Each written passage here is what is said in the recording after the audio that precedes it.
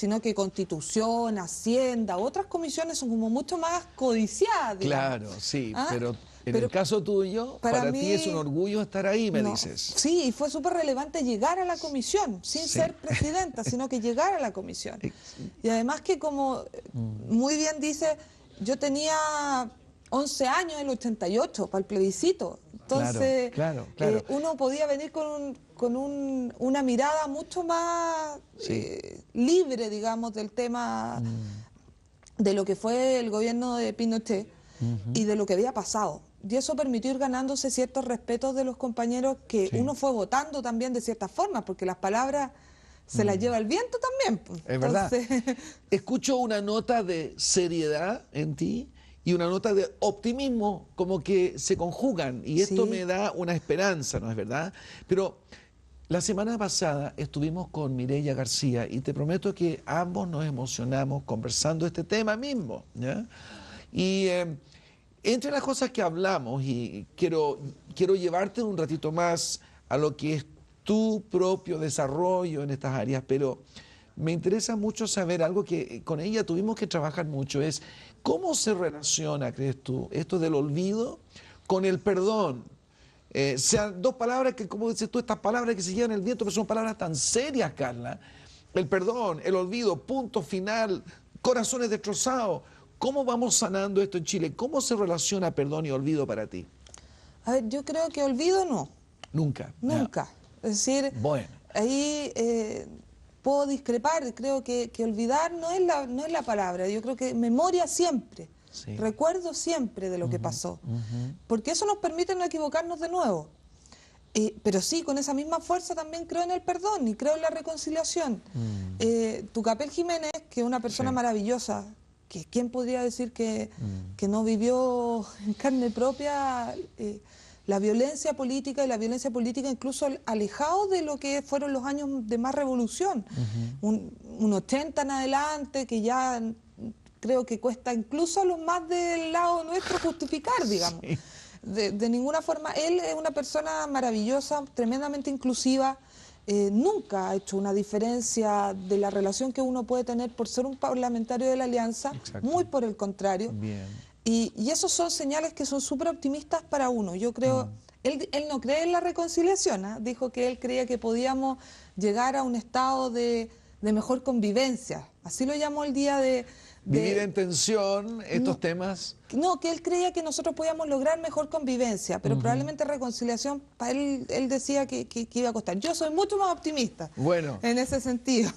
Nuestra iglesia ha tenido mucha injerencia en todos esos años, y justamente me acuerdo el día que me llamó la BBC de Londres. Fue para el plebiscito. Y decían, sabemos que hoy va a correr sangre por las calles de Chile. ¿Y cuál es la postura suya, Pastor Cooper? Entonces yo dije, mi postura es la de Jesús, es de reconciliación.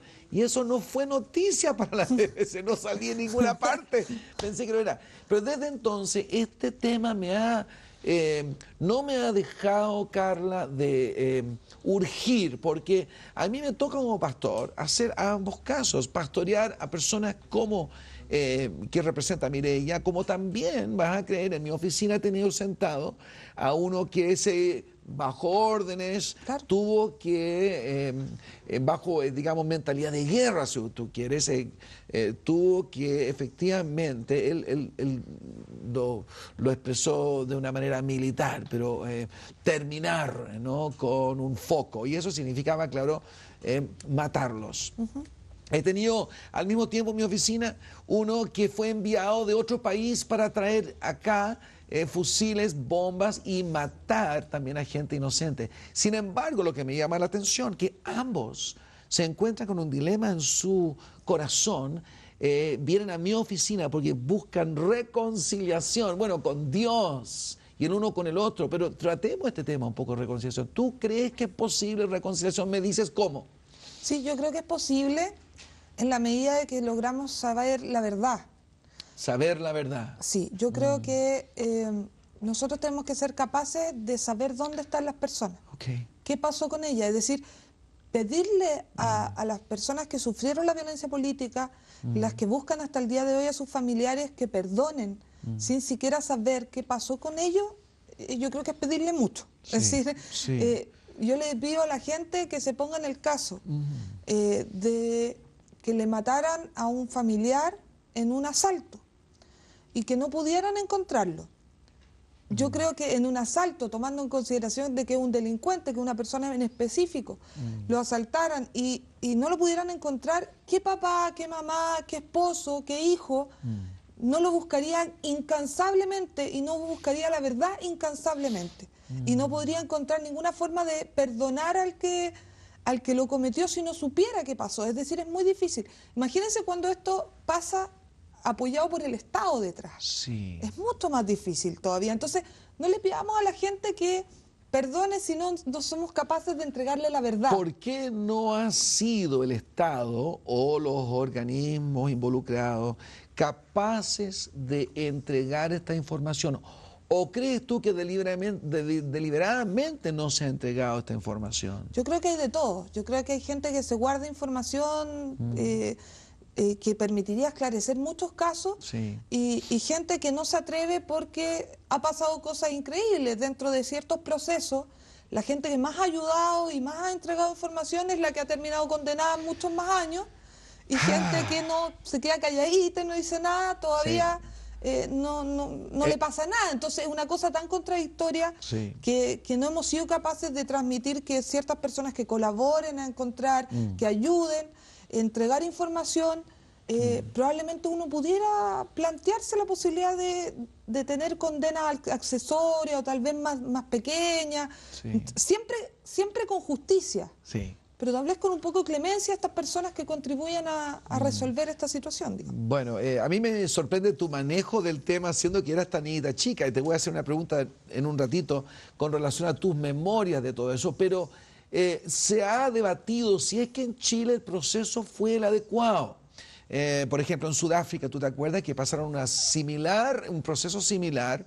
Pero allí hubo una amnistía para todos los lados, y dentro de esa amnistía se pudo coleccionar información porque se entregaba sin lo que tú acabas de mencionar, el peligro de terminar en la cárcel. Se ha preguntado si esta figura del juez Guzmán y otro el secuestro prolongado, etcétera, etcétera, si es que fue lo mejor, porque ¿tú crees que esto ha producido un deliberado, bueno, entonces un revanchismo, no vamos a entregar la información? ¿O tú crees que ha sido el proceso? Coméntame el proceso en Chile, si es que podría haber sido hecho mejor. A ver, yo creo que en Chile se ha intentado hacer muchas cosas bien. Es decir, siento que comparado con otros países donde probablemente justicia no ha sido el primer parámetro, ni verdad, en Chile se ha intentado al menos. Sí. Y notoriamente, y el mundo entero ha aplaudido este proceso que la Concertación y otros grupos, bueno, todos colaboraron en aquello, a todos los lados. Exactamente, lo percibe así, pero yo creo que podrían haberse hecho ciertas cosas. Yo entiendo la figura del secuestro permanente en el sentido de que, ¿qué es lo que intentan? De decir, o sea, que no se terminen porque son delitos tan graves, son de lesa humanidad, son crímenes tan trascendentales que debe haber justicia y debe haber verdad. Pero también es cierto que metimos a todo el mundo en el mismo saco. Exacto.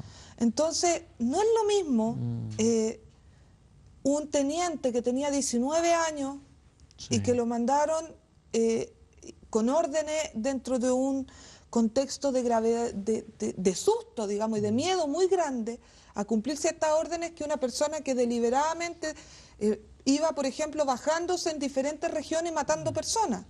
No es lo mismo ese teniente que cometió, por ejemplo, un asesinato en una oportunidad y una causa que alguien que ha sido sistemáticamente el encargado. No es lo mismo dentro del contexto del 73 que en el 82 o en el 85 en el caso de Goyados, que a mí me cuesta entender cómo se sacan a esos profesores de la escuela en el 85, es decir, algo que para mí no tiene sentido. Entonces, no es lo mismo, y no hemos sido capaces de darnos cuenta que son diferentes parámetros, que debiéramos tratar de ir hacia allá y de tener juicios que fueran expeditos, que fueran rápidos y que permitieran llegar a la verdad.